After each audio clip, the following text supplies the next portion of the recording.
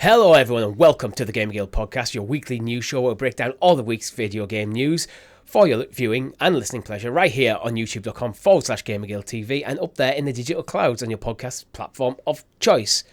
But join me this week is none other than Mr. Chris. Chris, how are you? Not only am I doing good, Richie, but happy birthday, sir. Yes. It's your 45th birthday today. Yes, I'm officially 67 years old. Congratulations. I've got a preemptive beer out celebrating ahead of time. It's almost as if we're recording on a Friday night, so you knew to bring a beer. I mean, I brought it half for your birthday. Half because it's Friday night. It's Friday, and we are going out tomorrow to celebrate. That is true. That is true. So yeah, we're recording this Friday night, which is the 17th, which is actually my birthday. I'm 34, not 67. Or what did you say? I was going to say something like that, something ridiculous. Yeah, I'm 34. Like ahead of time. But yeah, congratulations. I've caught Many up with happy you again. returns. Yep. This time every year I catch up with you. Yeah, until one of us dies. That's morbid. I apologize. Yeah. Happy birthday. Thank you. And thank you. I'm assuming people at home are sat there like with party hats and shit on. Oh, of course. That's how I assume people celebrate my birthday, even if they don't know me. Just get the party hat. I just wanted to put a party hat on today. Celebrate with games. Yeah, celebrate with games. Yeah, play a lot of games. Or a lot of gaming news. Such as the Game Award nominees are out. What on earth is actually going on at Amazon? And Chris, do not eat your Xbox. I'll try not to. All that and much more on this week's podcast. But before we get into it, don't forget to like the video, subscribe to the channel, and ring that bell icon so you're kept in the news of all the great content here over at GamerGuildTV, such as this week's live stream, which wasn't actually a live stream, it was a premiere. You played Rise of Rome, Chris. I did, yes. It's been coming for quite some time, this. Very well aware, Rise, Son of Rome, one of the Xbox One launch titles, has its 10th anniversary, or its 10th birthday, as you will, keeping in line with the theme. This Tuesday, so at the time the show goes live, tomorrow, Tuesday the 22nd. 10 years, Richie, not only since the launch of the Xbox, but the launch of a game that's almost gathered a cult following in recent years of being one of the forgotten titles that still holds up to this day. So yes, I jumped into it. Part 1 is available now. Members already have Part 2 up there. It's probably going to be about 4 streams, judging at the pacing of the chapters. So halfway there already, and if you are a member of the channel, subscribe, 99p down below. You can get Part 2 available right now. Really enjoying it. Fun combat. Graphics hold up really well. Facial capture, incredibly impressive for a 10-year-old game. And yeah, if you want to check this out, I'd recommend go and do on Game Pass. With the little caveat, not available in the cloud, not available on PC either, unless you buy it via Steam. So just Xbox console, which is like an oddity for an exclusive. I'm actually not that surprised it holds up well, because it was an Xbox One launch title, wasn't it? Yes. Yeah, and so if you think of this as a launch title, this is like when you bring out a new console, you want to put a good foot forward. Yeah. So like it's kind of a showcase piece for the console, and this is why you should buy this console. This is why it's better than the previous one, kind of thing. And that generation is pretty strong. Yeah, absolutely. It runs on the CryEngine. It was developed by Crytek, and then obviously we've heard rumors about a sequel.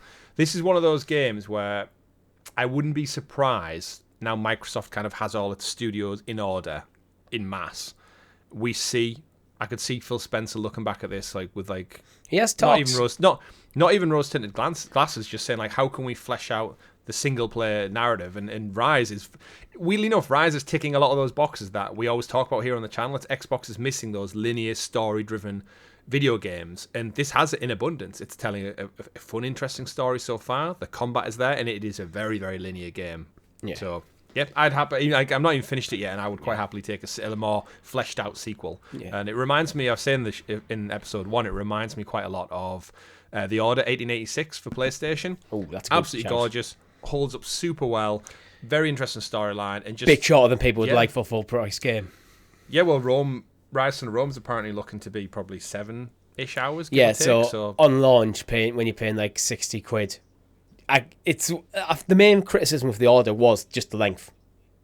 Yeah, it's too short for the amount of money, which is I actually always think it was a fair criticism.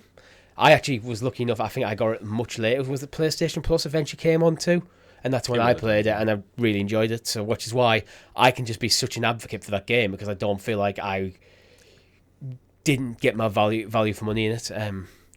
And the only game, I think, in the history of video games to show a vampire penis in incredible detail. Interesting, yeah. What Rise or Order?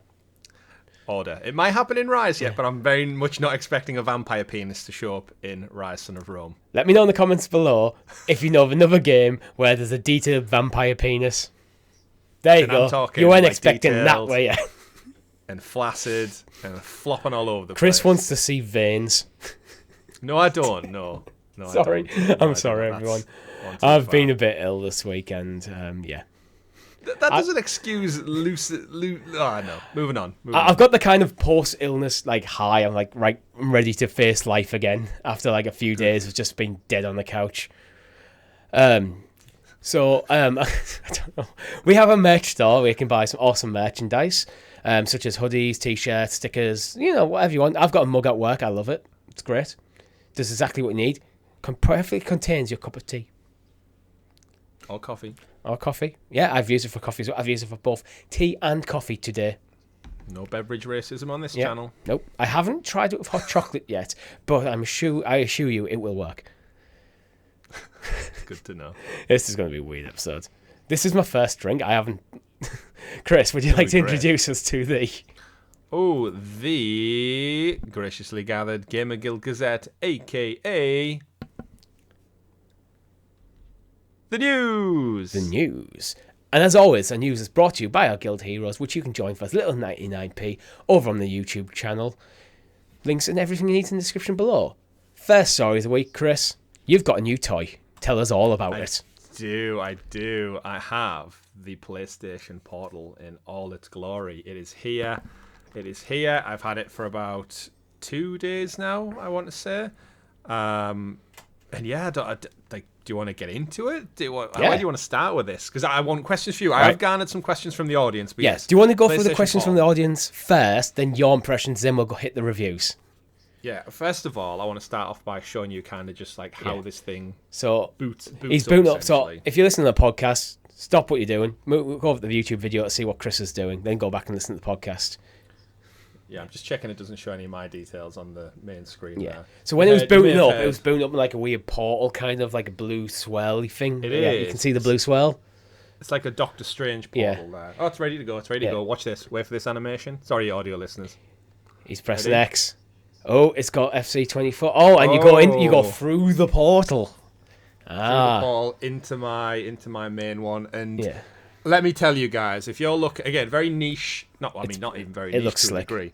It's hard doing this back to front. Right, okay. Few bullet points then for my review. I'll turn the volume off. Volume looks great. First bullet point: it's difficult to play back to front. It is. I keep looking to press something and it's the wrong way around. I think that's harsh criticism, Chris. It is harsh criticism. It's a bit unfair, but this game, absolutely got. I'm getting. He's booting up Horizon Forbidden West. It looks like LCD screen, 8-inch, looks beautiful. Is it LCD or OLED? LCD. It's not OLED. However, it's a lot good of early LCD, reviews have said it's a gorgeous LCD. I wouldn't really be able to tell at first glance without comparing it side by side. I mean, it's a 1080 resolution in quite a small package. So I'm going to stop holding it up like that and hold it more like sideways now, just to give you an impression of it. But load times, latency, I've got quite a good network at home. It runs fantastically. I've had no issues. Setup was super easy. I've had no issues with battery life yet. Richie, I know I said beforehand. It supports a 4.37 milliamp hour non-removable battery that charges via USB-C. It does, and I don't really know where I want to start with this. I feel like I was going to do a video earlier on in the week. Yeah. And then I never got round to it. You end up just playing it. I ended up just playing it. I thought I'll do an unboxing, I'll record some stuff, but just trying to just show off the. It's hard to really get it on this, but it looks beautiful. It's a high quality LCD. It's a 1080p screen, but the thing is, with resolution, the size of your screen matters a lot for resolution. So the smaller the screen, the more you can get away with a lower resolution, because effectively you are still making them pixels nice and small. Yeah, and it just works. It's crisp. It's gorgeous. You know what the best surprising feature is? Is they took the DualSense, which we know, and they split it in half. And it just feels so good in the palm of my hand. And here on the channel, we've done a lot of kind of handheld coverage because of the nature of like cloud gaming. We've done the Razer Kishi. I've got the Backbone, which is, I guess, prior to the Portal, the next best thing to official PlayStation remote play gaming. And within probably 10 seconds of holding the Portal, it just sits so comfortably well. Does it feel like you're holding just a wide DualSense? Yes, but then when you're playing a game, because the screen is so big, it's not your phone. It doesn't have the letterbox black lines. It is full display, edge-to-edge resolution. And it just works. Screen. See, I do like the Kishi. I think it's overpriced for what it is, considering I think things like the triggers and stuff I always think very squishy and not... the Kishi for me is a great device for about £30, not $130. The biggest problem I've always had with it is, apart from like some like small platformer stuff, I think Planet of Lana was quite good on the Kishi. Yep. But the size of my phone, even if you have a large phone, I don't think is big enough. It always feels uncomfortable. Like I can never get a good feel for it. And that looks like a decent size. It's why I actually like my Switch. I never play my Switch docked, apart from when I stream Zelda, which I will do at some point again. That's the only time I ever play my Switch docked, because I prefer it in its handheld mode. That's kind of it. And what I've noticed, again, the screen's great, it feels great, is my needs basis, and this is what it'll always come back to, is your own needs use case. And with me, I've said many times before, I've got a newborn child. Usually I don't have the time to necessarily have the big screen TV, or either that, it's got Dance and Vegetables on, which she absolutely loves. To watch instead, and and my PS5's in another room, so I can't do both.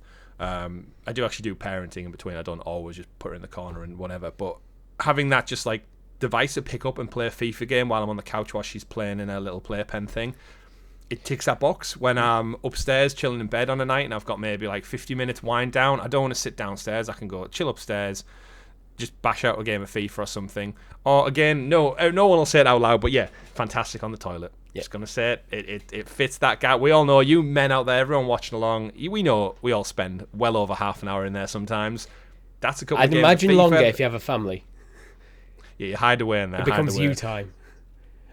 Absolutely. And you know what? I've been using it predominantly for trophy cleanup on Alan Wake. Alan Wake looks great as well. I think older games, again, because it's a smaller screen, as you said, the fidelity kind of gets hidden a little bit in the smaller screen. Yeah. So it kind of just looks just as great, if not better, because it's like 1080p right up against my face. 1080p is absolutely fine. Obviously, you're not going to get the same as like 2K or 4K in terms of how pretty it looks. But I pretty much always play 1080p, and I've never looked at a game when, ooh, that's rough. It's usually things like the quality of textures and stuff that I always think makes a game look bad, rather than the resolution at 1080p.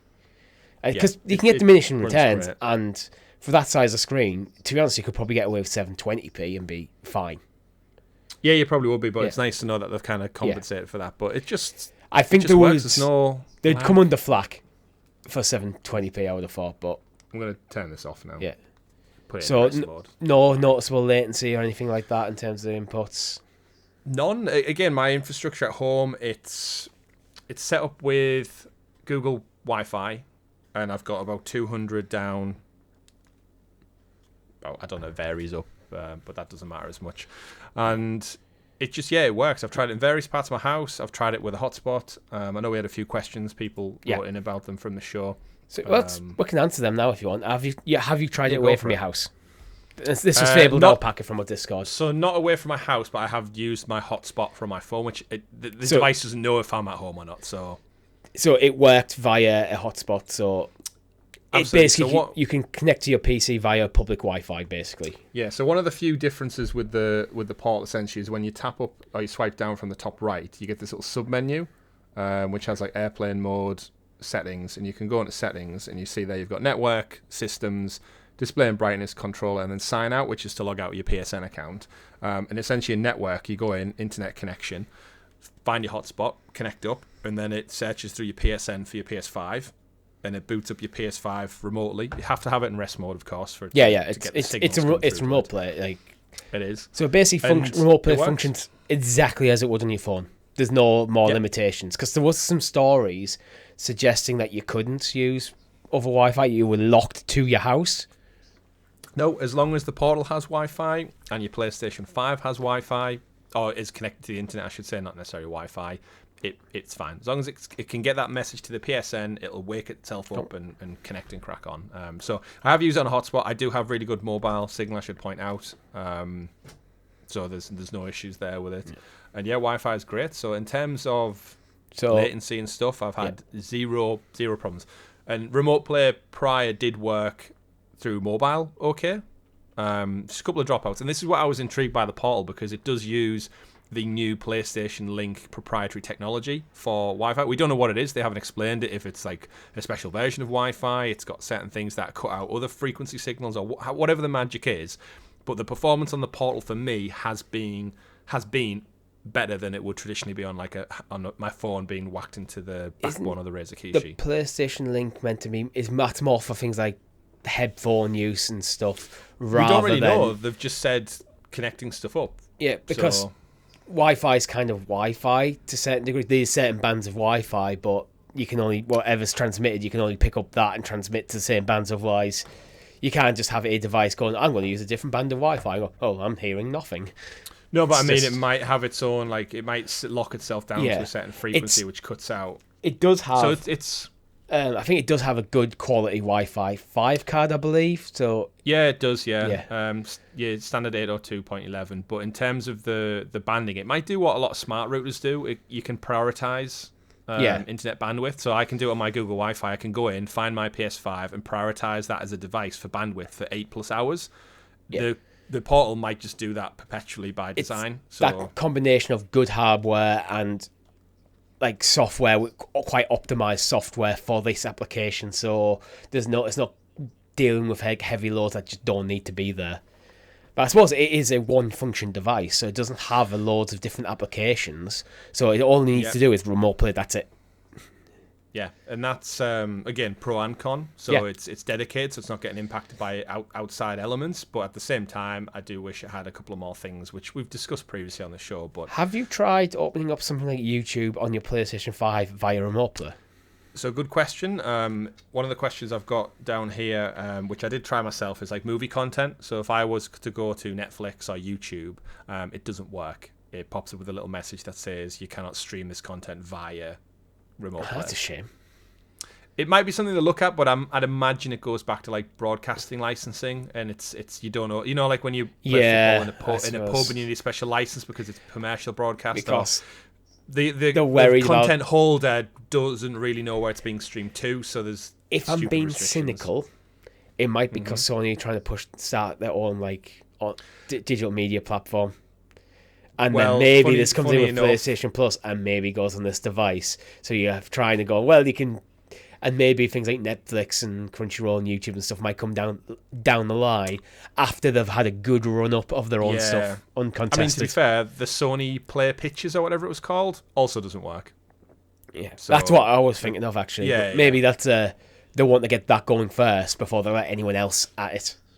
Quite possible. You could be right. It could just be a broadcast license thing, because effectively your PlayStation would be broadcasting. Actually, I'm not sure because it's down your account, so it's.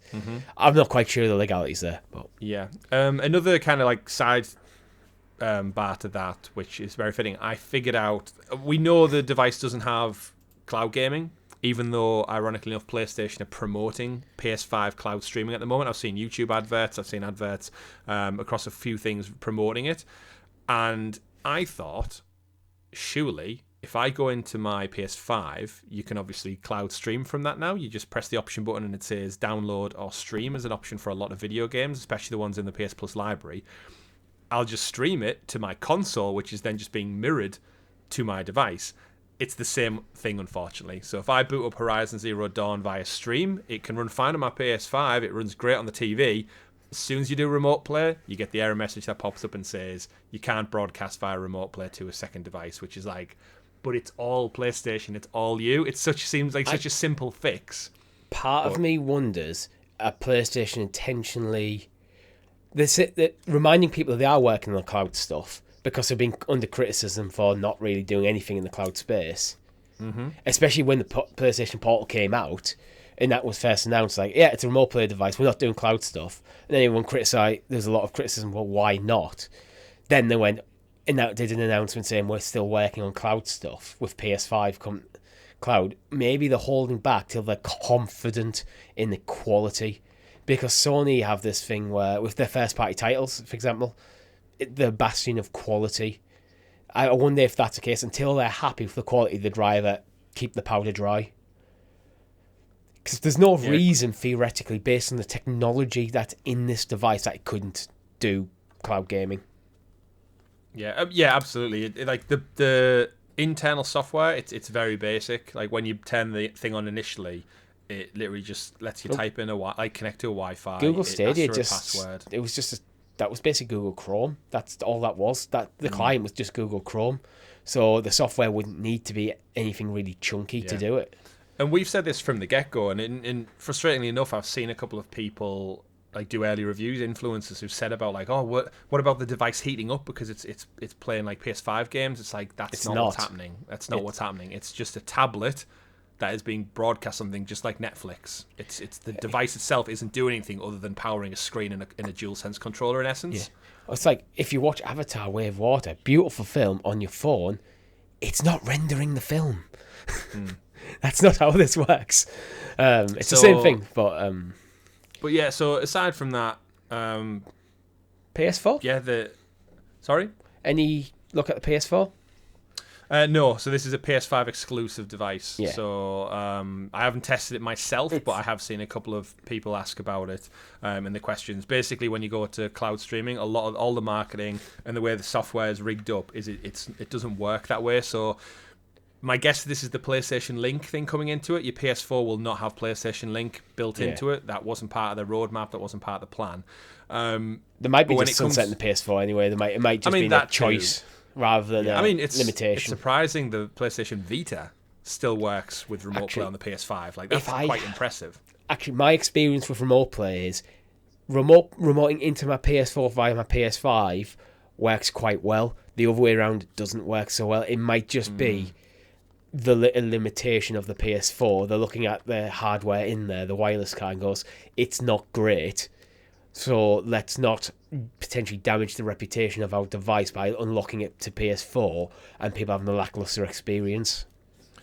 Yeah, when it's not the portal's fault in that sense, it could be the PS4's limitation.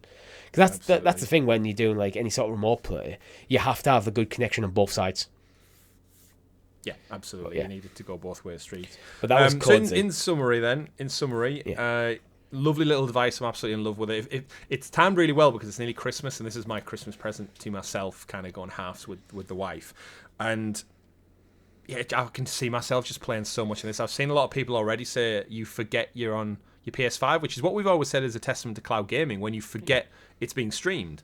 And playing games of FIFA, just sat there ticking away, doing some Alan Wake trophy cleanup. You just kind of forget, and I'm just playing PlayStation 5 games in the palm of my hand on a gorgeous screen with the exact same controller. I think that does go a long way. This is the most comfortable handheld I would say I've ever held, because it is just a DualSense controller, and we've said many times before the DualSense is arguably the best controller ever. Yeah, and it's all there. They have the cool little lights come up for the DualSense, so like the little lights you're familiar with seeing come down the side. You can adjust the light for like battery capacity. You can reduce all the kind of vibrations, but it's exactly the same replicated. So the haptic feedbacks, the vibrations, the rumble, that's all there too. They've moved the PlayStation button to the left, and the microphone button is still there, so you can still mute and unmute yourself. Audio and power on the bottom there, you can just see 3.5mm audio jack. Yeah. If you haven't bought the £200 PlayStation, that's one thing. I'm just glancing through some of the Metacritic reviews, and in general, I'm reading it as quite mixed, and I almost want to separate the reviews into two categories. Those who reviewed it as the device as it is are generally going, it's good. Mm-hmm. Those who are reviewing the device as what they'd like it to be are generally kind of going, it's not as good as they'd like it. And those who are wanting, I think they're both valid, to be honest. Yeah, it is, isn't it? Sometimes I do think if you're going to go into a review, do it on its merits. Like Sony didn't come out and say it can do all these magical things. They've said it's an accessory that streams your PS5, and that's what it does to a great degree. The only thing that I think it should definitely do, that Sony have decided not to, is allow me to use my own Bluetooth earbuds. I think it's just straight up anti-consumer, and I don't really I'm not going to give them any sort of leniency there. That is a bad decision. And I think that would be, if I was actually giving a numbered review, mark it down on that. However, it not having cloud gaming support, well, I know that going in, it's not meant to. I wish it did. And actually, one of the reasons why I'm very much being less interested in you is that lack of it. Because I don't really have a need for a dedicated remote play device in my life. But if I had cloud gaming, a full cloud gaming experience and a portable thing with the PlayStation fidelities, I'm very, very much interested in that. But they're two different things. I'm reviewing what it is or what I'd like it to be. So and the Portal, from all intents and purposes, it's been reviewing, like I said, really well. I think IGN gave it an 8, and amongst others. And Tech Radar give it 100. I mean, again, on its merit, like I would give it probably a 9 out of 10. Like I said, mark it down for the Bluetooth thing, but other than that, it does everything else. I'd mark it down harsher than that for the Bluetooth thing personally, but again, I don't necessarily play it with earphones. I play it with the volume quite low, but I'm never really in a scenario where I need to be really, really quiet. And if I am, I've got headphones. Like that's the ironic thing. All these influencers have been saying it needs wireless. They've all been doing podcasts and shows with wired headphones. Yeah, like, go I think check for it. me, every one of them going, it should be wireless, has wired. I think for me, the standard are your headphones nowadays, right now? Mine are wired. Just check. But the thing for me is the standard now is wireless over wired, and I think I'd rather have it full Bluetooth. You can use whatever you want, and not have a headphone jack, rather than headphone jack that's seemingly chucked in there to appease people. Maybe that's a bit harsh, I agree. And also, I see these devices as fundamentally designed to be portable. So they need a way of connecting headphones. And if you got wireless earbuds, which most people do nowadays, especially if you're commuting a lot, you're probably going to invest in decent ones. I don't want a different set for my PlayStation than I do for my phone. Yeah, I just want to use what I've got.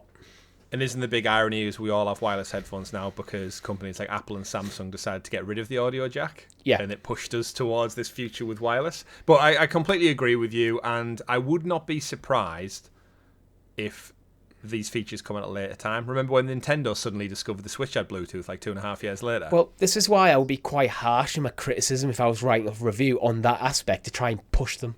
Because it's just something that needs to be switched on. It's in there. You know what? Even if they admit it and go, you know what, we messed up, we should have incorporated it. They could easily make like a little Bluetooth dongle that just plugs into the there. It has. I think I'm pretty sure it has Bluetooth in there. Like, not officially, I don't think they've said, but you'd imagine it will. Yeah. But either way, without going down the rabbit hole, same with the cloud gaming. I could imagine, like again, with it just being a software implementation, that could come later down. Like the first thing that happened when I turned this on is it did a firmware update, so they can do that no problem. It's going to probably have multiple iterations.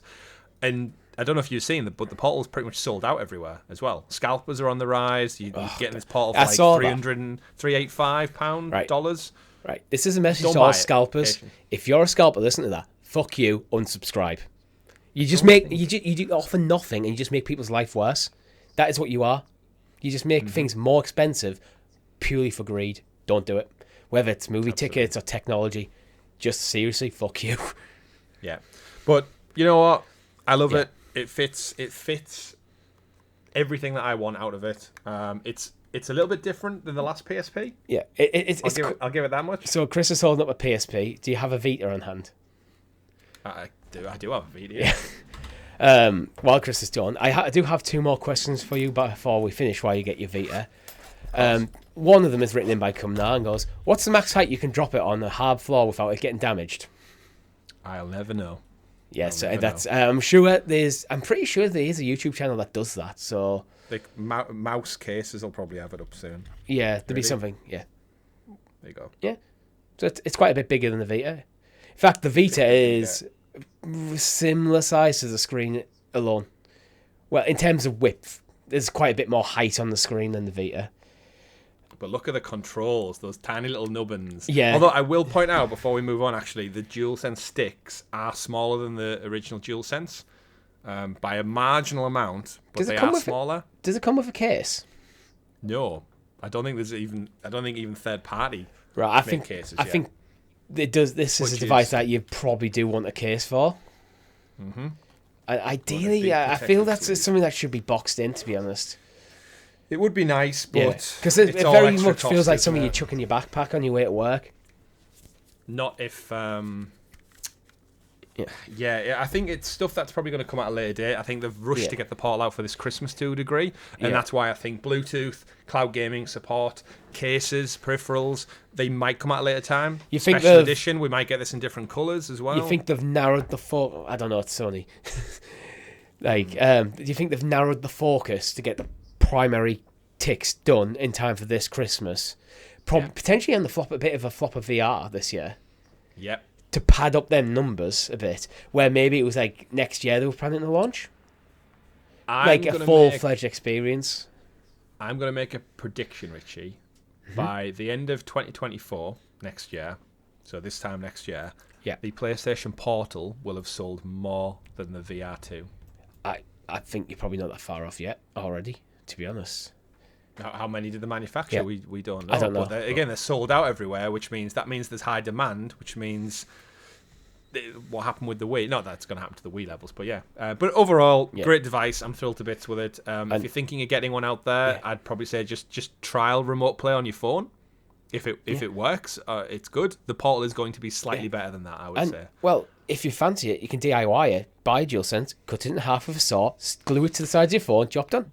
That might not work. No, it won't work. But Chris, Fizz writes in, how does it taste? How does it taste? He did just lick it, guys. He did just lick it. Where that? Pretty similar to my DualSense, actually. All right. So you must keep your DualSenses quite clean, so there's not much hand residue built up over the years.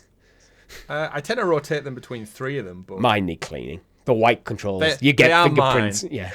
They are solely my devices, so it's not like I'm sharing them around or anything like that. But soft to the tongue, nice mild palate, and very plasticky. Yeah. So, well, I think we'll move on from that. Let us know in the comments below if you've had one, what your thoughts are. And I think it's our time we talk about the Game Awards, Chris. It's that time of year. We're always going to talk. We're talking about the Game Awards most likely every week now, leading up to them. Yeah, it's almost I'm excited. I'm looking forward to it.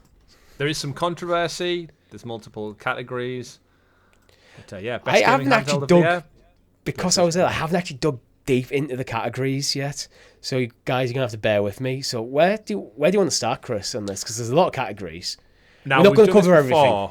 I was going to say we've done this before, where we kind of get caught up a little bit. I think we start at Game of the Year, the biggest one, and we just work our way through a couple of them that we have like interest in and we've played them, because we could start off in the lesser ones and then run out of time very, very quickly in the show. So let's go from the top and we'll go break it down from there. So Game of the Year, recognising a game that delivers the absolute best experience across all creative and technical fields. The nominees are Alan Wake 2, Remedy Entertainment, Epic Games Publishing; Baldur's Gate 3, Larian Studios; Marvel's Spider-Man 2, Insomniac SIE; Resident Evil 4, Capcom; Super Mario Bros. Wonder, Nintendo EFD, Nintendo; The Legend of Zelda, Tears of the Kingdom, Nintendo EFD, Nintendo. Two things. Going forward, you don't need to say who. Yeah, sorry, I just got caught up with it. Secondly, you keep saying EFD. That's what it says. It on the Game Awards thing? EPD. EPD. You said F twice. I'm not wearing my glasses. Well. And also, why did you give the shade to Capcom? You went through them all with quite a lot of praise, and then you went Resident Evil 4. I don't know. I didn't mean it. Capcom. Like you were surprised it was Capcom. No, to be honest, I'm more surprised that Super Mario Bros. Wonder got in there. Well, this is the thing, right? So, caveat to any of our Game of the Year conversation for the coming weeks ahead. We're only human. We run on our own budget. As much as our wonderful members support the channel, like you can by clicking join below, we don't have enough to fund or the time in our lives to play every game. So all of our Game of the Year or Game Awards conversation is always caveated with we haven't played everything. We have taste, we have interest, so there will be amazing titles which you out there will no doubt absolutely love, and we've not touched or we don't like. Technically, apologies, but yes. As a channel, we've played 4, maybe 5 of these games. Yeah. Have you started Alan Wake 2 yet? I haven't bought it yet. Okay, I'm waiting for my November paycheck to buy Alan Wake 2. And I'll confess, it was a long time ago, back on the Stadia days, that I played Baldur's Gate 3. Mm-hmm. But I've got significant experience with Legend of Zelda. We've both platinum Spider-Man. I think Rob's completed Resident Evil 4. Did you play Resident Evil 4? No, I'm waiting to do my full playthrough of all of them. All right, yeah. Soon, in the new year. So, Game of the Year, Richie. For me, there's some glaring omissions from Game of the Year. Yeah, I would actually agree. Although, I don't think these are a bad selection. I think this is probably one of the hardest Game of the Year shortlists to create. If ever. Yeah. I think the only real sure-in was probably Zelda and Baldur's Gate.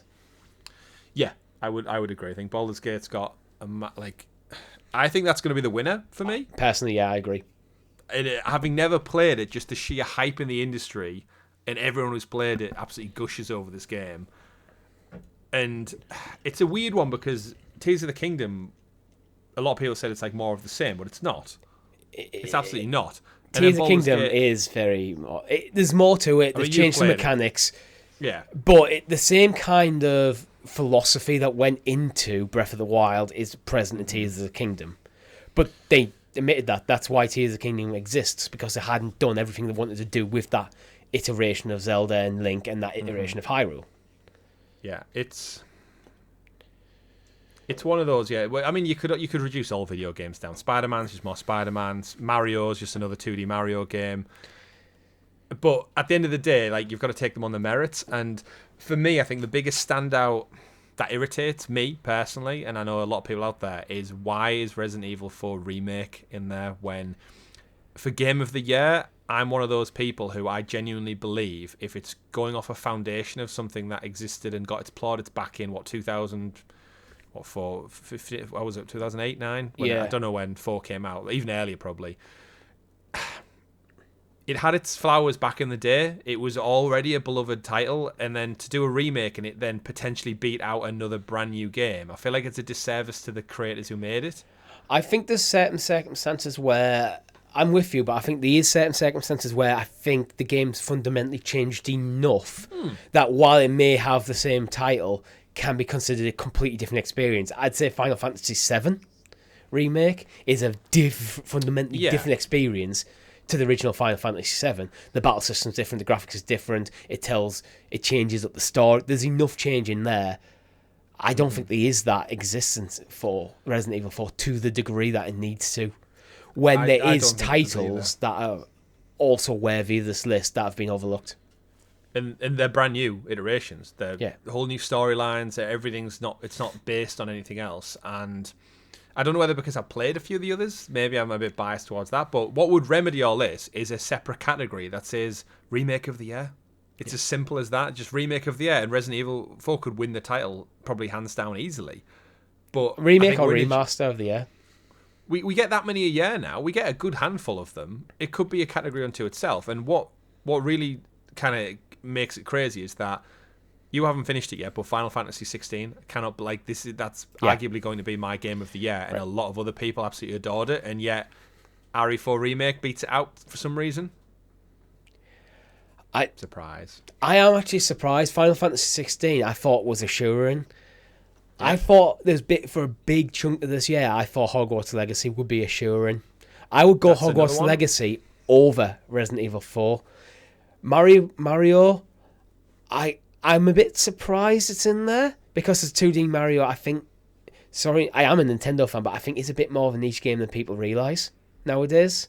A 2D platformer, 2D one especially, but they nailed it. And I think it's Mario's IP that's kind of pushing that into the limelight. Where I think a game of equal quality and style that didn't feature Mario wouldn't be in this list.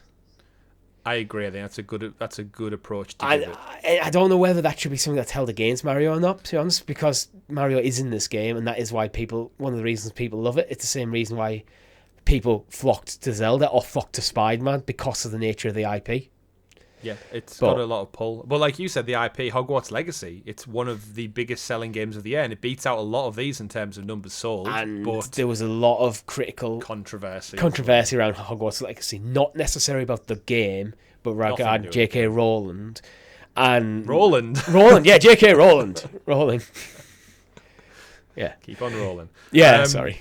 But yeah, I think Hogwarts was a good shout, but I do agree with you on the Mario. I'm not surprised Hogwarts didn't get into this because of the controversy. It's been a strong year, so... I mean, one we've not spoke about. There's sites that Jedi didn't even Survivor. cover it. Jedi Survivor, yeah. In another year, Jedi Survivor would have been one of the front runners for Game of the Year, and it can't even make the final 6. Does that fall under the same potential caveat that Spider-Man 2 and Zelda coming, where it's just the next of the same thing?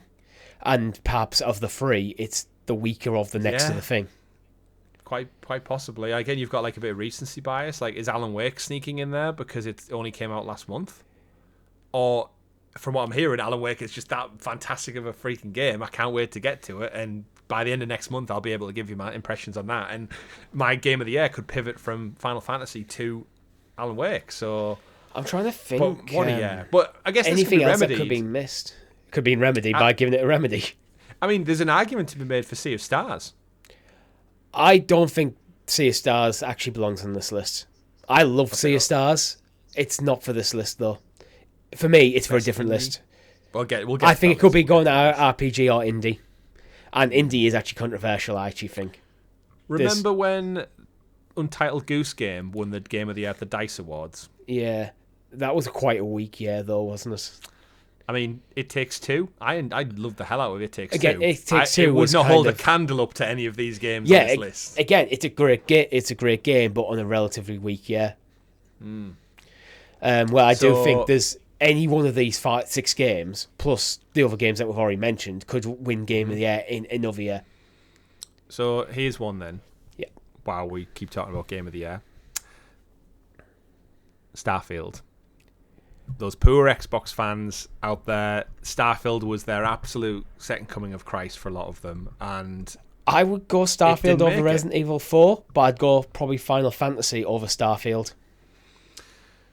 Yeah, I concur with that. I need to give a shout out to my Xbox family out there who absolutely adored Starfield. I really enjoy my time with Starfield, but I actually don't think it belongs on this list. I think that is a right call. I don't think it's good enough. That's the reality. It's like it's good at what it's doing, but it's not good enough. The reason I say that, despite it being an absolute packed year, and I was kind of like, I'm trying to get through games a bit better at the moment, I was quite happy to put down Starfield and move on to Sea of Stars and then on to Final Fantasy, where it didn't... Once I roll credits, although I know there's tons of stuff to do in that game that I just haven't experienced, I was quite happy to move on. So while I did enjoy my experience, it didn't grip me. I didn't really like the way the New Game Plus kind of thing. It felt in some ways it works. I get what you're going for, but to lose everything I've built. So you spend time building a base on the moon like I did, or building your own ship, and then you get to the end of the story and goes, hey, here's New Game Plus. It's going to change the experience of the game, but you're going to lose everything. I didn't like that. Yeah. I think that's what made me go, I'm happy to move on. But even then, it's all subjective, of course. If Starfield's your game of the year, it's your game of the year. But as someone who'd never played a Bethesda game before, and as someone who'd never played a Final Fantasy game before this year, I finished Starfield, I finished Final Fantasy. I am absolutely 100% a Final Fantasy fan. I can't wait for the next one. I might even go play a 7 Remake in line for Rebirth. Starfield, finished it, put it down. It's a good 8. Forgot about it. It's a good 8 out of 10. But we're talking 9s and 10s here. So it didn't do enough to impress me. Like the load time jumping around, the combat, the quality of the animation. Like there is a reality where it does not look as good as any of the games on this list. Yeah. Visually. Yeah, I'd go that. Zelda gets away with it by being stylized. Yeah, that counts. It's a choice. Yeah. It's a design. They could have done that. Zelda is a feat of magic. The quality of that game on that device. And the fact that there was some times when I was playing where they get a bit framey, so there's a lot of fire on screen, or you get a really big open vista, but they're rare. It was rare that I saw a noticeable frame drop using what's effectively 10-year-old mobile hardware. Yeah, but so it is crazy the thing. Like, so you got remakes in there, you've got omissions, you've got so much stuff. But yeah, for Game of the Year, it goes as a testament to show you how good 2023 is, and I'm quite confident saying this has been the best year for video games ever. I think it's definitely in there. I'm not going to ask you for what you think is going to be Game of the Year or what your Game of the Year is. I mean, mine isn't in there at this moment in time. Yeah, because I think that's a different podcast, and I want to get through some other categories. We'll cover what we think will win on the eve of the Game Awards. And we'll cover our actual Game of the Years at the actual end of the year. Yeah. Christmas special. Yeah, so moving on. So let's go Best Narrative, because I think that's... Or do you want to go game direction first? Up to you, you're the host. We'll go narrative, because I think that's both close to both of our hearts. A good narrative game. Absolutely. I think we have controversy again. So the nominees: Alan Wake 2, Baldur's Gate 3, Cyberpunk 2077, Phantom Liberty from CD Projekt Red, Final Fantasy 16 from Square Enix, and Marvel Spider-Man 2. I'm saying controversy because DLC's got into it. Yes. This goes for the ongoing game category as well. Cyberpunk Phantom Liberty is in both. I mean, the categories for outstanding storytelling and narrative development. Can we overlook the DLC situation if it is story DLC? Because then do we focus purely on what is the best narrative that has been told this year? I mean, yeah, it probably gets a pass in this category. The ongoing game one irritates me because it's not... Cyberpunk is not an ongoing game. Just because you keep playing it, after this, they're done with the DLC. You got 2.0, you get the DLC, they're done. Hands down, dropped it, they're moving on to the next Witcher title. Ongoing it's game, not ongoing. For me, is a game... Destiny. It's a game as a service. You're constantly adding new stuff to it. Seasons. It's not, okay, we've made a game, here's some DLC, and then we're moving on to the next thing. Absolutely. Yeah. In terms of best narrative, though, yes, I guess we'll give it a pass for that, because if it's the most outstanding story told this year, even if it is DLC, then yeah, have at it. I've got a feeling Baldur's Gate. What are the nominations for audio listeners? So I've already said them, but it's Alan Wake 2, Baldur's Gate 3, Cyberpunk 2077, Phantom Liberty, Final Fantasy 16, and Marvel Spider-Man 2. I think Spider-Man needs to be in the conversation. But I haven't played Final Fantasy to any real depth yet. I haven't played Phantom Liberty, I haven't played Alan Wake, and I haven't played Baldur's Gate 3 past the first act. This is why our show is terrible for the Game Awards, because we haven't had the luxury of playing them all. I can go off what I've listened to and what the general games industry thinks of from all the podcasts and shows I've listened to and what I've seen online. I feel like it might lean towards Alan Wake in these final... Everyone's telling me the story in Alan Wake is just something amazing. And I haven't experienced it yet. But Baldur's Gate 3 is fundamentally a story-driven game. But is it Baldur's Gate 3 because it's more sandboxy in storytelling? Because it's a true RPG. You're investing your character, your personality, whatever you want to do with that character, into the world, and then playing through the narrative where there's actual branching paths and actual decision-making occurs. Does that count for or against something where a more pure, this is the narrative? My guess, because of the way it's kind of like politics a little bit with this, I feel like Baldur's Gate will win Game of the Year, which means all of the other categories get the nods for this. So I think it won't win Best Narrative purely because people will maybe give the flowers to Final Fantasy for this one or Alan Wake. I don't think Cyberpunk will get it purely because it's DLC. It'll have that DLC stink on it where maybe a lot of people who vote maybe haven't got around to playing it. Which is a reality, even in the industry. The people who vote might not have played all these games. Yeah, I can guarantee they won't have done. But the big outlets tend to do these as a team. Yeah, they do. They tend to all put the votes in and go off numbers and stuff like that. So I would say Final Fantasy for now. I've even voted. Next category. Let's go art direction. I've looked at best overall direction, and it's basic Game of the Year 2.0. So I'm going to skip it. Ooh, so best art direction for outstanding creative and or technical achievement in artistic design and animation. Alan Wake 2, Hi-Fi Rush, Lies of P, Super Mario Bros. Wonder, Legend of Zelda Tears of the Kingdom. I'm trying to pick categories that are actually interested to talk about and have a bit more of a variety in games, so we're not talking about the same 4, 5, 6 games all over and over again. Absolutely. So for me, I think Alan Wake 2 apparently does amazing stuff with live action. And it blends it with the CGI mocap very, very well.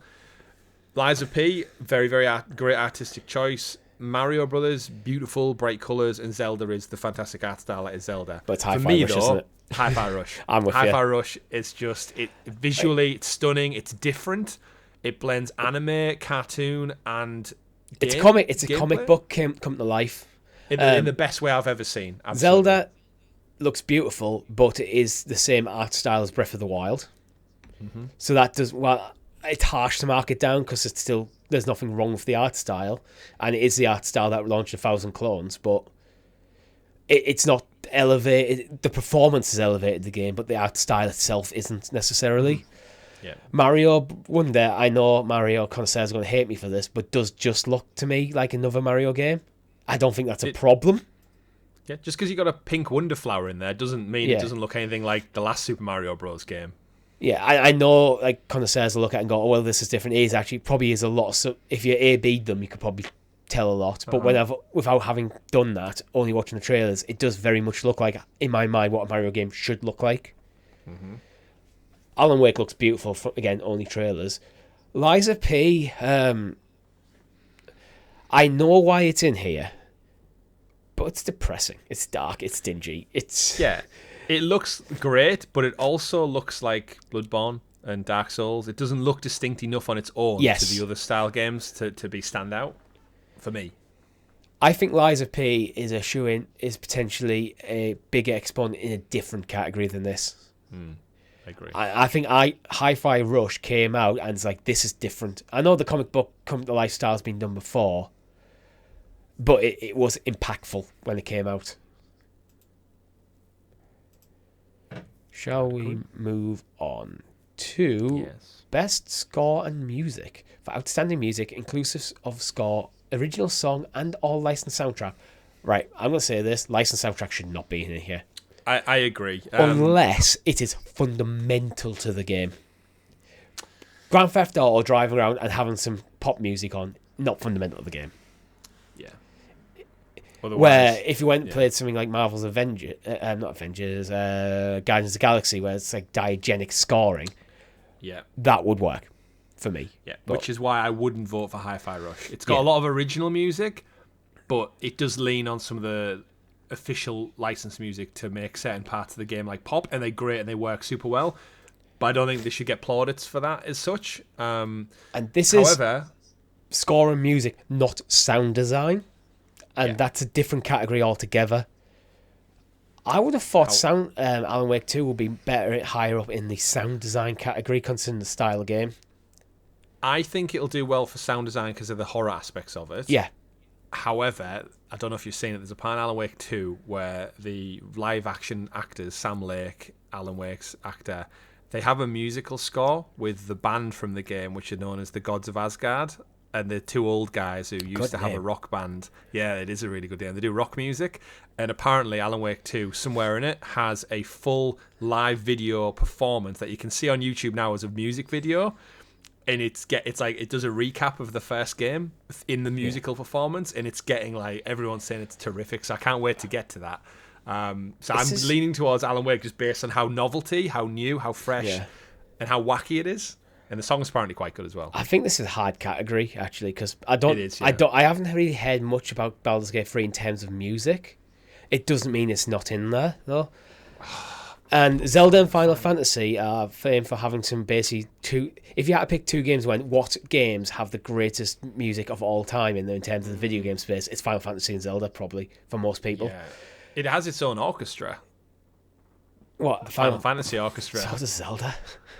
Yeah, I mean, having played 16 this year, some of the moments where the music swells into like the icon fights and stuff, you're in for a treat over the next couple of weeks when you get to some of the milestones, because just everything in tandem, the fight, the action, the music is just, it's absolute perfection. So I'd say Final Fantasy. I think I'd lean towards Final Fantasy because the music in Zelda, while it's traditionally amazing, and it is actually when it's there, in Tears of the Kingdom is great. It's not just the kind of forefront it has been in previous games. Before, when you think of things like Ocarina of Time or Twilight Princess, the music is very upfront. It's a lot more subtle in the background. It's more trying to create an atmosphere, where there's times in the previous games you get these epic moments where the music swells, which you do get, which is this kind of stuff you're talking about from Final Fantasy. Yeah. Final Fantasy... music is so good. I needed some relaxing music to play, try and get my daughter to sleep the other day, and in between my wife playing like acoustic Disney music and stuff, I wanted something a bit more in my wheelhouse. Put on some of the Final Fantasy soundtrack, and there's the music that plays when you're just walking around the home hub, and it's like super chill, and it's got a like nice little vibe to it. It's super good. So yeah, Final Fantasy for me. Yeah, that's why I'm actually... I said we weren't going to actually put our things in, but we have been. I'm going to skip audio now. design. A lot of mine might change, though, once I play Yeah. Alan Wake 2 and we kind of see the year out proper. Yeah. I'm going to read the nominations for audio design, but I don't want to dwell on it. It's Alan Wake 2, Dead Space, Hi-Fi Rush, Spider-Man 2, and Resident Evil 4. I think it's probably a straight shootout between Alan Wake and Dead Space, if I had to guess. Alan Wake wins it because Dead Space is a remake. There you go. So the audio design is very much just up-res from what it was back in the day. Performance. What's best performance? Best Ben performance. Starr, Final Fantasy. Awarded to an individual for voiceover acting, motion, or performance capture. Yeah, that's good for this one. So Ben Starr, Final Fantasy 16, Cameron Monaghan, Star Wars Jedi Survivor, Idris Elba, Cyberpunk 2077, Phantom Liberty, Melanie Liberd, Alan Wake 2, Neil Newborn, Baldur's Gate 3, Yuri Lowenthal, Spider-Man 2. Spider-Man. Ben Starr for me, every day. I think he'll win, just because he's awesome online Is as he well. Clive? Yeah. Yeah. Yeah, and like he gets very passionate. Idris Elba just plays Idris Elba from what I've seen in Cyberpunk. And yeah, Yuri's the best Spider-Man out there, but again, in terms of performance, the wide variety. I think Miles outshines Peter, though, in terms of performance. I agree. I don't think it's even close. Miles, I think, maybe it's just the material they're working with, but I think there's points when Peter's like, when you first get the black suit, you really felt like you had the black suit. In his performance as well as just the mechanics. But I think Miles had a more emotional range. Yeah, I would agree. I think Yuri's kind of standard Peter Parker, angry Peter Parker. Upset that he was angry Peter Parker, basically. I agree. Yeah. Ben Starr. Cameron Monaghan not standing out for you? No, again, Cal's character in general doesn't get that many moments to showcase what he's about. He's very much like he's more of your conduit to the world and the stuff that's happening around him rather than him. Yeah, even though the Jedi games do the best to kind of give him character, and I've said time and time again, I'd love to see him in live action. It's still, in terms of a raw performance, his material hasn't been enough for me so far. Still great though. Yeah. What category do you want to go to next? I think for the sake of time, let's just get into the two indie ones, or independent. I know there's been some controversy on this as well. There's best independent game, and there's also a best debut indie game. So we'll go best independent first. So the best independent game for the outstanding creative and technical achievement in a game made outside the traditional publisher system. Outside. Isn't Dave the Diver attached to a massive publisher? This is the one where it's been coming under criticism, the category of it, because I think they're owned by NetEase. Yeah, that was a it. massive multi-million-dollar Chinese and or French company, I think. And Dredge is Team 17. They've been around forever. Even Annapurna is like, technically, yes, they are independently published, but it's like, I don't know. It's that thing where when I think of indie, I think of like a small team of people who are self-funded and have like a handful of employees. It's in outside the traditional publisher system. I would say, while Annapurna, for example, who made Cocoon, who's one of the categories, I would say while they're a smaller player in the publisher system, they are part of the traditional publisher system. Likewise, I would say Team 17 are, who published Dredge. Yeah. Sea of Stars for me, anyway. Yeah, for me, it's straight up Sea of Stars. I mean, Sea of Stars is about as indie as you can get. It was kickstarted. Kickfunded. It's so kickstarted. There's literally an area in the game dedicated to all the Kickstarters. And it's like, it's called a crypt, and you can go in. There's like loads of tombstones for every single Kickstarter. Yeah. Like, it can't get more independent than that. And it's also a supremely awesome game. Yeah, so, I agree. I've heard Dave the Diver is amazing. I've heard good things about Cocoon. I've heard good things about Viewfinder. But the only reason I'm talking about this is for Sea of Stars, to be fair. Yeah, for me, the big disappointing one that misses out is Planet of Lana. Yes. In terms of indie game, I do feel like it could have got in there. I wonder if that was just the time it came out, because it didn't come out at the same time as like Zelda and Star Wars. So it was about March, April. It may have just not had the opportunity to have the yeah. same impact to get in people's minds, which I think matters more for indie games. Yeah. Action game. Action game. The best debut in indie game was pretty much the same list without Sea of Stars, so I'm just going to skip it. I think Cocoon will win that one. Yeah. Best action game. For the best game in the action genre, primarily focused on combat, so basically 90% of games. So I haven't Armored Core played 6, anything. Dead Island 2, Ghost Runner 2, Remnant, Hi-Fi Rush. I mean, I'd say there's an argument for Hi-Fi Rush because it did something unique with the music element, but I do think the Game Awards does love themselves a good From Software game, and Armored Core is going to be snubbed on everything, and I feel like Armored Core is going to get almost like an Elden Ring boost because of how beloved Elden Ring is, and I think it's going to win Best Action Game because this is a that. weak category, to be honest. Yeah. The reason I'm saying this weak category is no reflection on these games. It's a reflection on the games that should be in here. Because Zelda is an action game.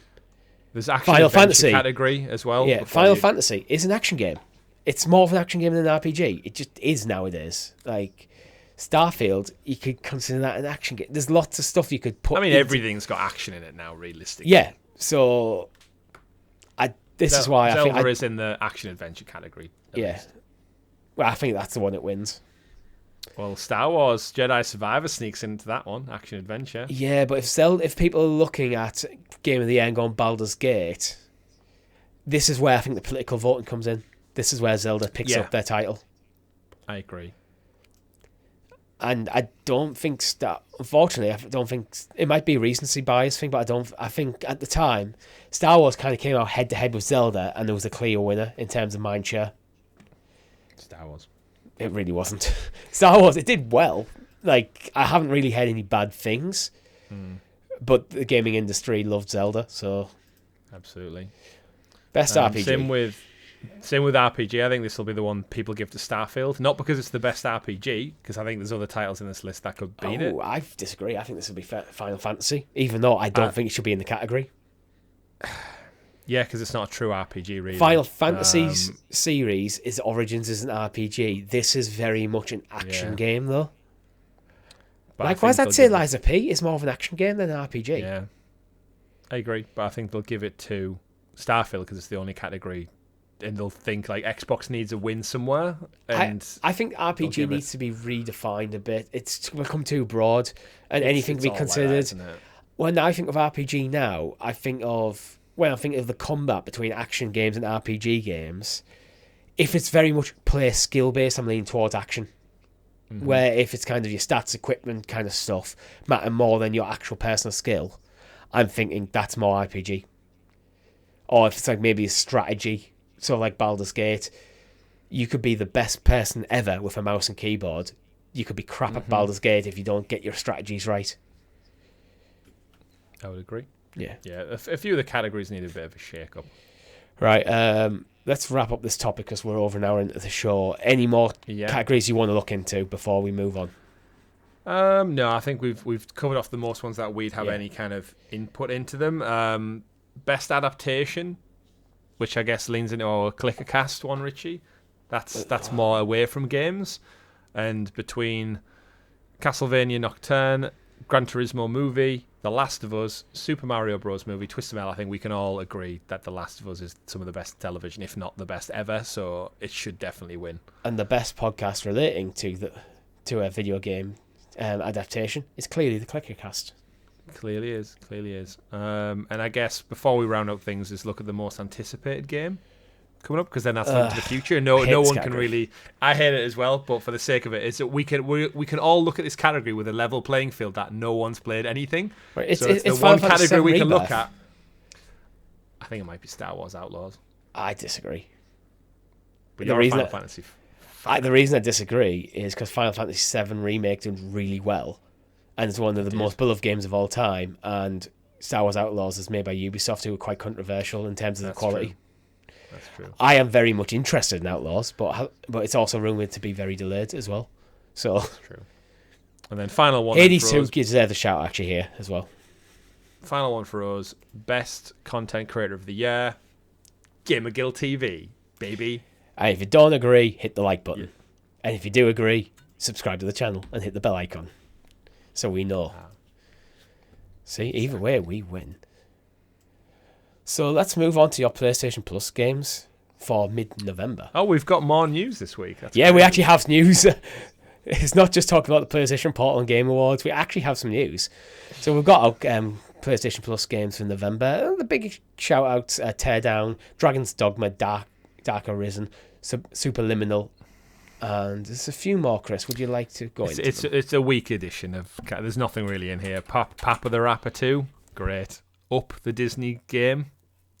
It's got a PS5 version for some reason. The movie came out. It's a great movie, but yeah, weak editions for this month. I think they're maybe knowing that they're going into the busy period of the year with like Call of Duties and EA Sports FC and Spider-Man being out. I think PlayStation traditionally take the foot off the pedal a little bit when it comes to the subscriptions this time of year, because no one's really looking at it anyway. There's that many titles that people want to buy and play. That's all that needs to be said, really. You're on mute. I don't think PlayStation have had the foot on the pedal this year, though. In Not terms with, of subscriptions, not with that, I no. think PlayStation Plus has been very lackluster this year. It has. There's been a lot of great games come to PlayStation, but there's not been much that have come in PlayStation Plus where it's like, oh, I'm very happy that's now in my library. Mm-hmm. There's stuff like, it's fine. But it's fine. Yeah. Should we talk about Amazon Luna, Chris? We should, yeah. Let's get on to the final big story of the week. Yeah. So what's going on with Amazon Luna? It's been a while since we've checked in with them properly. But there's got some news. Yeah, well, they've done something now, Chris. Would you like to tell the ladies and gentlemen at home what they've just done? I like how you teed up for me there as the host. Yeah, reading from the Amazon Luna blog, it's been an exciting year for Luna, apparently, with cloud gaming services celebrating its 1-year anniversary in the US and becoming available to customers in the UK, Germany, and Canada. Today, we're thrilled to bring Luna to gamers in France, Italy, and Spain, giving more customers the opportunity to play games like stream movies, no expensive gaming hardware or lengthy downloads required. Launching in these countries with the same great features as the rest of them, with a diverse collection of games to enjoy, whether you want to jump onto the battle bus and play Fortnite, etc., all the devices listed below. Great. In and amongst Amazon laying off 180 employees from their games division, which is the kind of sad side to this week's news coin.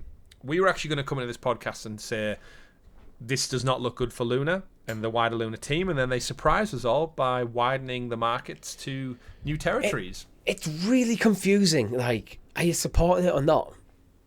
Because it feels like they're not with the games that have been coming this year, or lack of. They've lost more games this year than they've gained, but now they're also still expanding the service to more countries.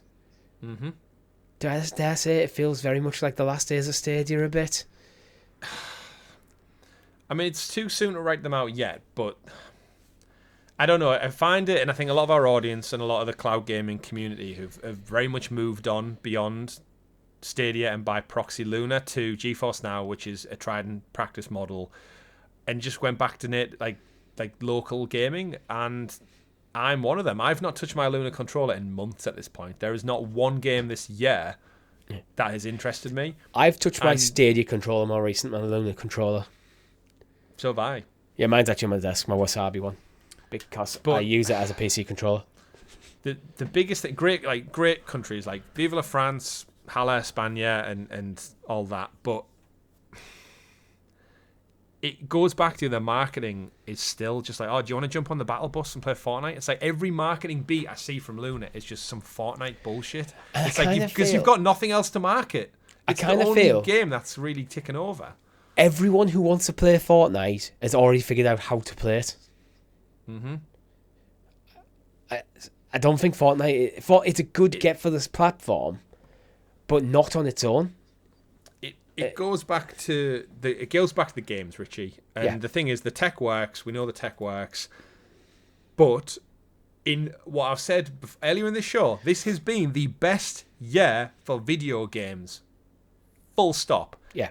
I don't think any game that's got a nomination at the Game Awards is on Luna. Not one. Not any category. other than Fortnite in probably an ongoing game or live Have community they game or brought something. out any games that came out this year onto the platform? I don't think so. I don't know because I haven't looked up. The looked up, two but- again, the two Ubisoft games. Caveat: Ubisoft support anything. Yeah. Mirage, The Crew, and probably Avatar next month. That's albeit that is 3 AAA games. Avatar but- could be in the mix for next year. Assassin's Creed, we've just done the Game Awards thing. I didn't see a single mention, even in categories we didn't cover. And The But Crew when- was just on again. the blog, Yeah. They're promoting like Team Sonic Racing, SpongeBob, and Arkham Knight. Arkham Knight is 10 years old, nearly, give or take. Like, come on. We've had Gotham Knights and Suicide. If you tell me about Suicide Squad coming out in 2 months' time on the platform, great. But you're not. The reason I bring up the last days of Stadia, because it very much feels like I get the impression that the team actually working directly for Amazon Luna are passionate about it. They know the tech's good, but they're not given the resources to realise the vision they have. Not at all. Where Amazon as a massive entity, Amazon is all about the money for Amazon. And if you think anything else, you're deluding yourself. It's all about the money. Amazon will do whatever it takes to get as much money as possible. I think they're looking at it and going, as long as this making, they'll probably have an accepted level of loss they're willing to put into it. And if it goes beyond that, I think that's when they start looking to kill it. So this might just be a case of, it's this thing, it's doing over there, it's causing us no harm. We're not losing much money on it, just leave it go. That's the kind of impression. That's the kind, yeah. But that's the thing. Like, that might be the attitude from Amazon now, but that was probably the attitude for Google in the last year before they decided to kill it. And then if it doesn't pick up, but they're doing nothing to give it anyone reason to give it a pick up, it's like it's cool that it's coming to France, Italy, and Spain. But if you're a gamer in France, go, oh cool, this is Amazon Luna thing. You look at the game list and go, well, I can play all these games elsewhere. I don't know. I struggle to see at the moment, unfortunately. This is just a shame with cloud gaming. It feels very much at a lull. Xbox are slowing down. PlayStation keep occasionally having to pop their head up and go, we are doing something, we promise. GeForce Now are the only ones that are doing something. They've updated their countersync stuff. Our Discord's been talking about. Go check out in the description. We don't have time to cover it. But there's not really any new players coming in that are really rocking the boat here. But at least they're doing something. Like, again, we talk about PlayStation, but we lament them. But they put out a VR2 this year. They put out a Portal now. And they've also put out Final Fantasy exclusive, Spider-Man 2 exclusive. Like, and every other third-party game under the sun is on the platform. Luna's done nothing but take games away and expand to 3 new countries that, in argument's sake, should have been there at the EU launch. When the UK went live, the rest of Europe should have gone. Yeah. But it didn't. And now we get this great thing where... I still argue to this day that one of the biggest strengths of Stadia wasn't console gaming. It was PC gaming. PCs are very expensive. So if you can take traditional PC games, like Baldur's Gate, for example, potential Game of the Year winner, odds-on favourite in my opinion, which is fundamentally designed as a mouse and keyboard experience, but then you don't have to buy expensive hardware to play that game. You can just use the cloud. That is one of the reasons why I fell in love with Stadia, of the concept to begin with. Not to bridge the gap on console gaming, but to bridge the gap on PC gaming. And I don't think any platform really does that for me yet. Maybe GeForce Now, but I have other issues with GeForce Now that I'm not going to reiterate. I've brought them up many times. Let's not open that can of worms. But yeah, again, like, congratulations to the people in Spain, Italy, and France who can finally play alongside us, enjoy Sonic and Overcooked. Not this year's Sonic, not the Sonic game that came out this year. I mean, Sonic and Overcooked. You're in for a good evening there, but that's it. And yeah, I don't know. They need to hit the ground running in 2024. Otherwise, it's just one of them self-fulfilling prophecies where they ain't getting any games. No one's talking about it. No one's playing it. And like you said, the team are no doubt amazing over there. The people who've worked on it want it to succeed.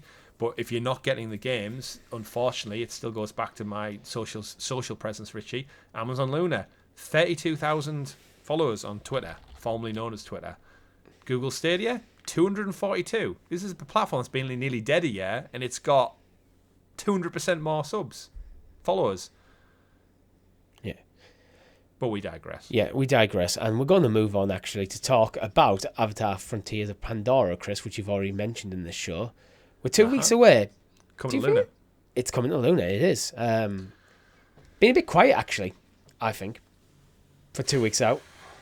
It has been, and without a movie to push it, it's interesting. They just announced that it's getting season pass content with 2 story packs, which is very similar to Far Cry, ironically, that it looks like a Far Cry game with an Avatar skin, to do it a disservice, no doubt. But yeah, season pass, 2 story packs, bunch of other perks and whistles, customized cosmetics and weapons and whatnot. My hype for this game is interesting because it was going to be my next big purchase, and then the sudden rise of Alan Wake 2 and me going back and playing Alan Wake Remastered has made me pivot, and my December purchase, when I get paid, is going to be for Alan Wake 2. And I'm going to possibly hold off on Avatar. Maybe if I finish Alan Wake by Christmas, I might treat myself while I'm off work over Christmas. But it's one of them where if I miss it at launch, I don't really miss out because there's no movie to tie it into. I'll get there when I get there, really. And like you said, it's a Ubisoft game, so I know what to expect of it. I know I'll have fun.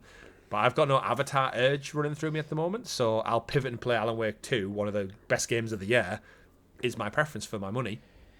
And it doesn't feel like it's kind of got the hype around it at the moment that would make you worried that you might accidentally have things spoiled for you online. I expect this to be a good game. I think it looks phenomenal. I was just when I saw it was 2 weeks out and the story, I was actually a bit surprised that I just don't think I've seen anything since we last covered it on the channel. Yeah, it's an interesting one. I mean, I'll probably enjoy it. I'll probably get the platinum because if it's laid out like a normal Ubisoft game, I'll probably sink a good 30, 40 hours into it to do that. But yeah, I don't know. Maybe we see a big push this week. It might just because how saturated we are with great games that it's just fallen on deaf ears a bit. When does it come out? The 8th? It's 2 weeks away. I don't start December. It's a start. I'm wondering if the Game Awards 7th. goes big with something for it. Game Awards are the 8th. Yeah.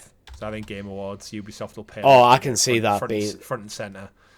Yeah, I can almost see that being the opening trailer, to be honest. Yeah, same. Yeah, and maybe end with something like, I don't know, what's a big title that we're expecting? Last of Us Factions. Neil Druckmann was on stage last year saying, "We'll show you more this year." They showed us nothing other than a shitty piece of concept art. Yeah, but in this year, we've also been told that that was a firework. If you heard a pop from my end, there was a firework. Don't know why, but there was. Celebrating the launch of France and Italy getting Luna. Yeah, and just to round things up, we have some Spyro the Dragon news arrives on Crash Team Rumble for a 3rd season. I actually forgot Crash Team Rumble still going, to be honest. So did everybody else. I just put this in the doc just to bemoan, once again, one of the biggest Crash Bandicoot fans you'll ever see, and Spyro fans, as many of our listeners and viewers know. This game should not exist. They should have put all of their Toys for Bob interests and energy into making a Spyro sequel, like they did with Crash. And all the money and investment time they spent, we could just have right now Spyro 4. It would be it wouldn't even need to do any great. Just be another modern day platform that looked like the trilogy remake, and it would sell more than Rumble is doing. Rumble should have been a free to play, but instead we get season 3. He's Spyro the Dragon in season 3 of Crash Team Rumble. No one's playing it. Make it free to play, Activision, and just let us get on with it. Move on. Sorry. The thing is, I think this is clearly they're trying to turn something into a games as a service that no one's actually asking for. Yeah, it's the market. It's game development by marketing exec rather than actually by the game developers having a passion project that they think a lot of people fall in love with, and then build a game around that. And there has to be some marketing execs involvement. Of course, this needs to sell, but it does feel like, oh well, we want games as a service. Use Crash Bandicoot to make a games as a service. Just go do it. It's bad Activision practice, unfortunately. We've seen it happen time and time again. But I'm yet to play anything other than the demo yet, and I'll just wait for my next Crash game. I didn't even play that. I don't think it looked any good. And our last story is, Chris, this is a quintessential Xbox story as we know it. We've had hoodies for controllers. and other bullshit Here like we that. go. Yeah. Would you like a chocolate Xbox? No, I wouldn't, Richie. That is the correct answer. I mean, it almost feels like one of them jokes, like a chocolate fire guard. Like, oh, you're almost as good as a chocolate Xbox because it would melt if it was half real and made of chocolate. I'm sure it tastes delicious. But I think it's actually I think it's just an Xbox controller. Actually, the Xbox have partnered. Reading from a tweet from IGN, Xbox has partnered with Wonka to give away the first ever edible chocolate Xbox controller and the special edition Xbox Series X. The console is not edible, but the controller is. Like, hang on a sec. We've all played games where you get a bit hand sweaty. Mm-hmm. Do you just breaking your controller with your body heat? I mean, do you think this controller has legit electrical components inside it? I'd expect it does. No, I think it's just a chocolate shell that looks like a controller. I don't think they're going to go to that depth to just make a I demand an actual chocolate controller. No.